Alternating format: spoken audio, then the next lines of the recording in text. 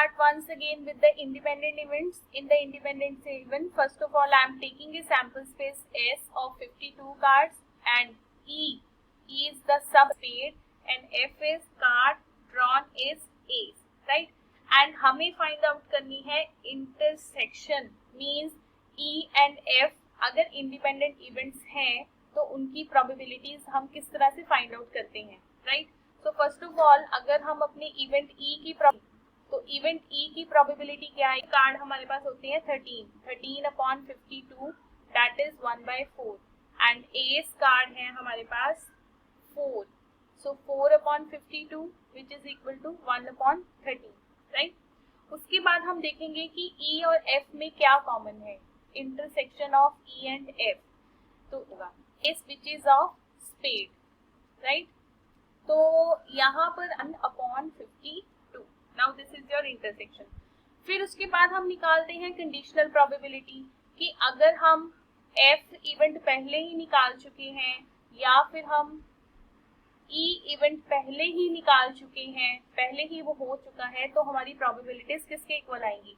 तो हमने यहाँ पर एफ इंटरसेक्शन की प्रोबेबिलिटी थी हमारी 1 अपॉन 52 और एफ की प्रोबेबिलिटी थी 1 अपॉन 4। सिमिलरली हमने एफ अपॉन ई फाइंड किया था which is E intersection F upon probability of E. So E intersection F की probability थी 1 upon 52 upon probability of E 13 upon 52 which is equal to 1 upon 30, right? तो जब हमने यहाँ पर conditional probability find की तो हमने हमारी observation देखो क्या निकली, हमारी ये observation है कि जो E upon F है अपॉन एफ की प्रोबेबिलिटी ई के इक्वल आ रही थी और एफ अपॉन ई की प्रोबेबिलिटी एफ के इक्वल आ रही थी, राइट? तो हमने उस दिन एक थ्योरम की थी, थ्योरम, तो देखो मल्टीप्लिकेटिव थ्योरम क्या थी? मल्टीप्लिकेटिव थ्योरम में बेसिकली हम फाइंड आउट क्या करते हैं, हम बेसिकली फाइंड आउट करते हैं इंटरसेक्शन। सो मल्टीप्लिकेटिव थ्योरम थी हमारी, मल्टीप्लिकेटिव थ्योरम क्रॉस मल्टीप्लाई करके हमने यहाँ से इंटरसेक्शन की वैल्यू निकाली थी, याद होगा आपको अगर, तो इंटरसेक्शन की वैल्यू हमारे पास आई थी probability of F into probability of E upon F. Also हम इसको ये भी लिख सकते हैं probability of E into probability of F upon E. यहाँ तक बताओ बेटा, क्लियर है सबको? ये पिछला काम है सारा आपका। मल्टीप्लिकेटिव लॉ पे हमने जब ये कंडीशन लगा दी, देखो ये वाली जो कंडीशन हमने अभी फाइंड की है कि अगर दो इवेंट्स इंडिपेंडेंट हुए तो probability of E upon F किसके इक्वल होगी? ई के, and F upon E is equal to probability of F. तो इसी कंडीशन को अगर हम यहाँ पुट करते हैं, जैसे देखो probability of E intersection F equals to probability of E, यहाँ पर जो एफ अपॉन ई है वो किसके इक्वल है? देखो एफ अपॉन ई किसके इक्वल है, बोलो? एफ अपॉन ई, यस स्टूडेंट्स, एफ, यस। देखो एक नया रिजल्ट बन के आ रहा है। रिजल्ट क्या बन के आ रहा है कि अगर आपकी इवेंट्स इंडिपेंडेंट हुए तो आपको इतना कुछ करने की जरूरत नहीं है, सिर्फ आपको यही चेक करना है कि प्रोबेबिलिटीज ऑफ इंटरसेक्शन इंडिविजुअली आप सेग्रीगेट कर सकते हो या नहीं कर सकते हो, और अगर इंटरसेक्शन की प्रोबेबिलिटी इंडिविजुअल प्रोबेबिलिटीज के इक्वल आती है तो आप वहां पर कह सकते हो कि these events are independent event. तो ये क्या है? Condition to check whether events are independent or not, events are independent और करना, ये सब डेरिवेशंस थी, ये जो मैंने एग्जांपल ली यहाँ पर, फिर हमने ये मल्टीप्लिकेटिव थ्योरम से रिजल्ट बनाया। आपका काम बस इतना है कि आपके पास दो इवेंट्स के कॉमन इवेंट्स निकालो, उसकी प्रोबेबिलिटीज निकालो। अगर ये कंडीशन सेटिस्फाई हो जाती है तो हम क्या कहेंगे? The probabilities are the events are independent. ठीक है, बिल्कुल भी टफ नहीं है ये। सो इसको एक एग्जांपल से समझते हैं।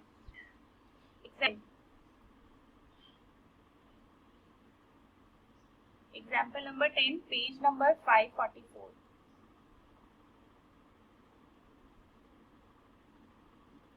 देखो एग्जाम्पल क्या है, अ डाई इज थ्रोन स्टेटमेंट। अपने आप में ये टॉपिक काफी इंपॉर्टेंट है इंडिपेंडेंट इवेंट्स का। 2 मार्क्स में और 1 मार्क्स में तो प्रोबेबली आएगा ही आएगा क्वेश्चन, ठीक है। और सिंपल सा क्वेश्चन आएगा कि सिंपली आपको चेक करना है इंडिपेंडेंट है या नहीं।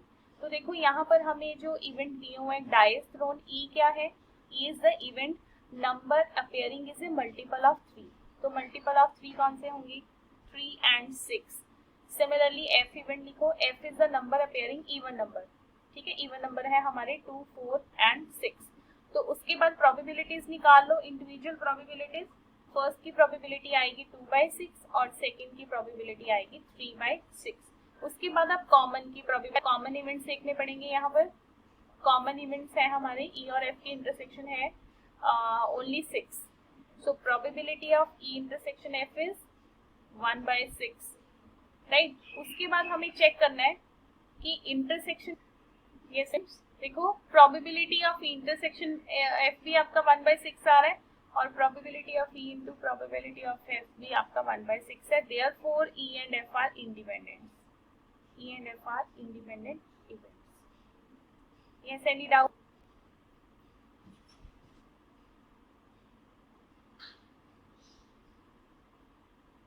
Yes.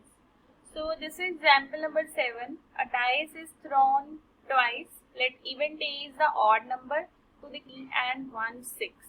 ये सारी, क्योंकि हमने फर्स्ट डाइस पे ऑड नंबर लेना है, तो 3, 1, 3, 3, 6।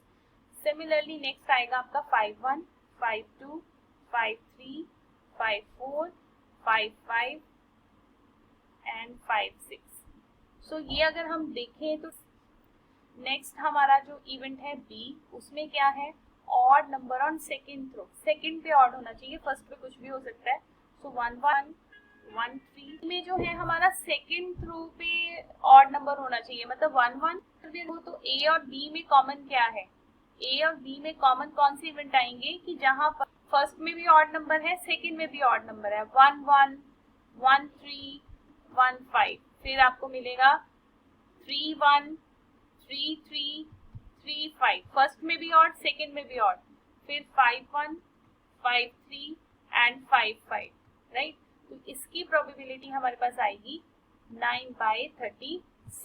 सो now we are to find the independent events. So A intersection B equals to probability of A into probability of B. Intersection की प्रोबेबिलिटी 9/36, ए की प्रोबेबिलिटी 18/36, मल्टीप्लाई 18/36। तो देखो ये सेम आ रहा है, ये सो 1/4। सो LH is equal to RHS, therefore A and B are independent events. Independent events, right? Any doubt? Example number 12, you have to do it yourself. जिसमें आपको इवेंट दिए हुए हैं F and G and E is also even 3 events हैं, ठीक है। 3 events में individual आपको चेक करना है कि दो इवेंट्स इंडिपेंडेंट है या नहीं है। और वैसे भी अगर आपके पास 3 इवेंट्स आ जाए ना, इफ ए, और तीनों इवेंट्स को अगर आपने चेक करना है कि इंडिपेंडेंट है, तो उसको चेक करने का भी वही मेथड है सी, तीनों की कॉमन प्रोबेबिलिटी इंडिविजुअल प्रोबेबिलिटीज के इक्वल करवा दो, तो ये आपके चेक हो जाएगा 3 इवेंट्स के लिए, ठीक है। लेकिन जो आपकी एग्जाम्पल नंबर 12 है उसमें ई एंड एफ, तो एग्जाम्पल नंबर 12 में ई एंड एफ तो इंडिपेंडेंट है, लेकिन एफ, ई एंड जी ये इंडिपेंडेंट है, ये नॉट इंडिपेंडेंट है और ऑल्सो नॉट इंडिपेंडेंट, ठीक है। तो ये आप अपने आप चेक कर लेना, सॉल्व एग्जाम्पल है। नेक्स्ट आओ example number 13। Example number 13, the given is E and F are the independent events so that are the events E and F dash। तो गिवन है हमारे पास E and F जो है हमारे इंडिपेंडेंट इवेंट्स हैं।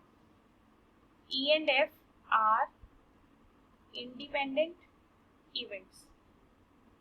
E and F are independent events, right? तो हमें show क्या करना है, show that E and F dash are independent, right? तो हमें ये शो करना है। तो देखो अगर आपका E और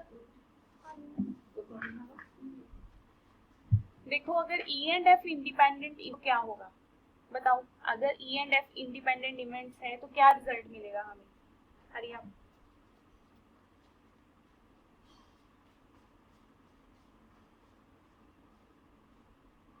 देखो इंडिपेंडेंट इवेंट है तो यहाँ से हमें रिजल्ट ये मिल गया कि E intersection probability of F. अब ये हमने शो करना है तो इट मींस हमें क्या शो करना है? तो देखो हमें ये शो करना है probability of E into probability of F कैसे शो करना है, तो इसके लिए हमें वेन डायग्राम ड्रॉ करनी पड़ेगी। देखो ये हमारी वेन डायग्राम है, इसमें हमारे पास दो इवेंट्स हैं, तो यहाँ पर हम 2 इवेंट्स ले लेते हैं।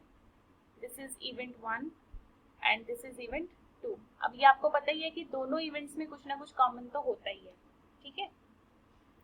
अब देखो बेटा, अगर मैं यहाँ पर सिर्फ येलो वाले पोर्शन की बात करूं तो ये येलो वाला पोर्शन का क्या नाम होगा? येलो वाले पोर्शन का मतलब है येलो पोर्शन का मतलब है, yellow part means only E. Only E को कैसे लिखते थे +1 में, अगर याद होगा तो? ओनली ई को कैसे लिखते हो बोलो?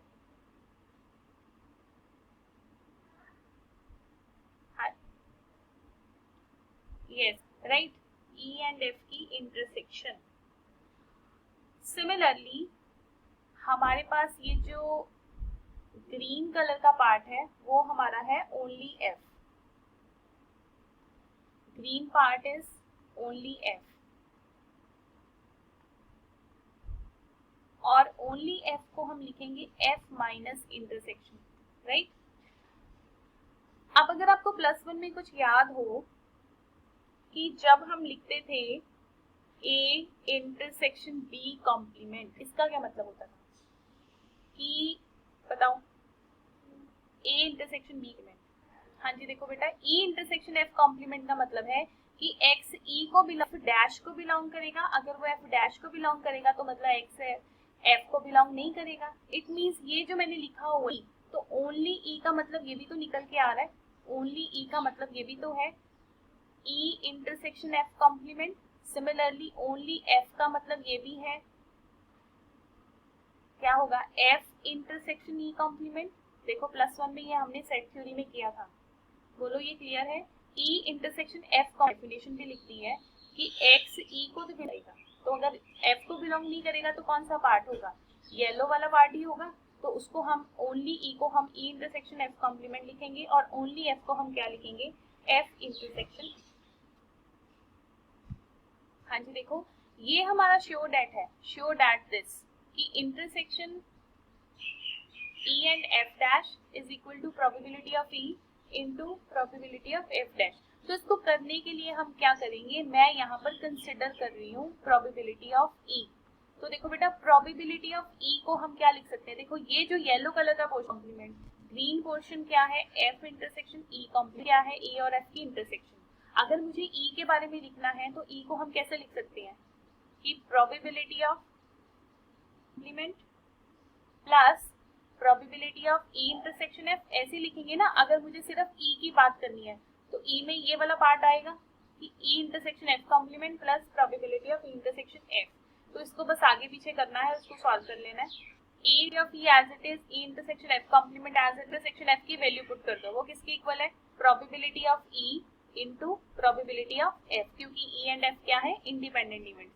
इनको इसकी साइड चेंज कर दो, minus probability of E dot F equals to probability of E. इसमें कॉमन क्या होगा? Probability of E.